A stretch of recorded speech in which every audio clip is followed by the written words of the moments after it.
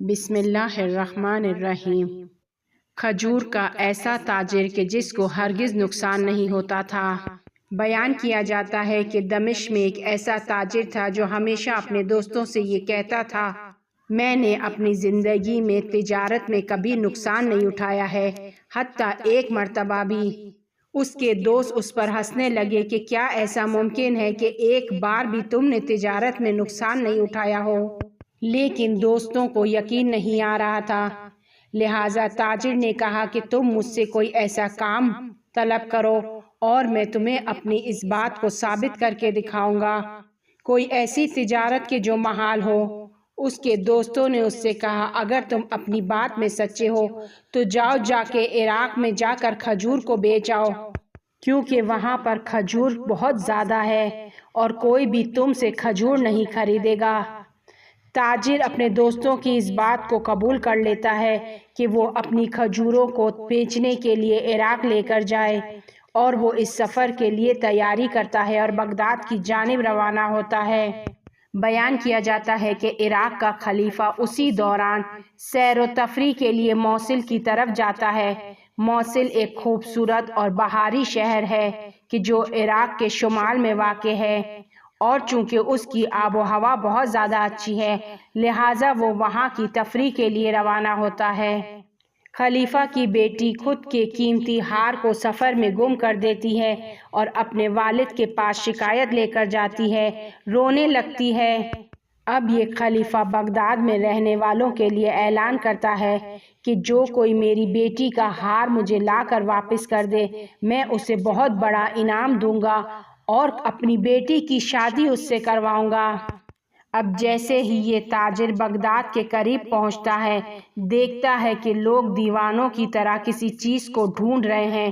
ان سے پوچھتا ہے کہ کیا ہوا ہے، اور وہ لوگ ماجرا کو اس کے لیے تعریف کرتے ہیں۔ اچانک ان ڈھونڈنے والوں کو یاد آتا ہے کہ ہم تو گھر سے جلدی میں نکلے تھے اور ہم اپنے ساتھ کھانے پینے کی کوئی چیز لانا بھول گئے ہیں، اور واپس بھی نہیں جا سکتے کیونکہ قیمتی ہار کو ڈھونڈنا تھا۔ ہر شخص چاہتا تھا کہ وہ دوسرے سے پہلے ہار کو ڈھونڈ لے۔ اب یہ دمشق کا تاجر ان لوگوں سے کہتا ہے کہ میں اپنی کھجوروں کو تمہیں بیچوں گا۔ لوگوں نے مہنگی قیمت میں اس سے کھجوریں خریدی اور وہ انتہائی خوش ہو گیا کہ میں اپنی شرط کو پورا کر گیا۔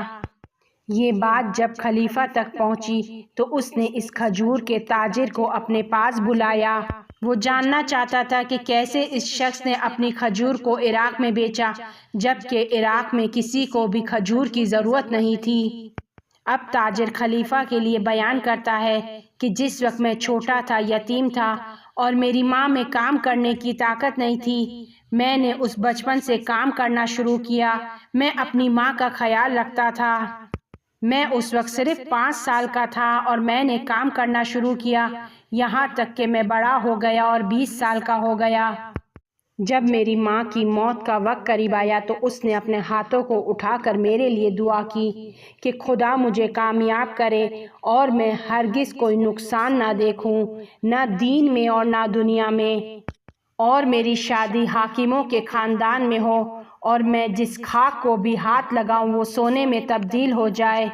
جس وقت وہ اس بات کو حاکم کے لیے بیان کر رہا تھا، اچانک اس کا ہاتھ مٹی پر جاتا ہے، اور جب وہ مٹی میں سے ہاتھ باہر نکالتا ہے تو دیکھتا ہے کہ اس کے ہاتھ میں وہی قیمتی ہار موجود ہے، وہی ہار کہ جو خلیفہ کی بیٹی نے گم کر دیا تھا۔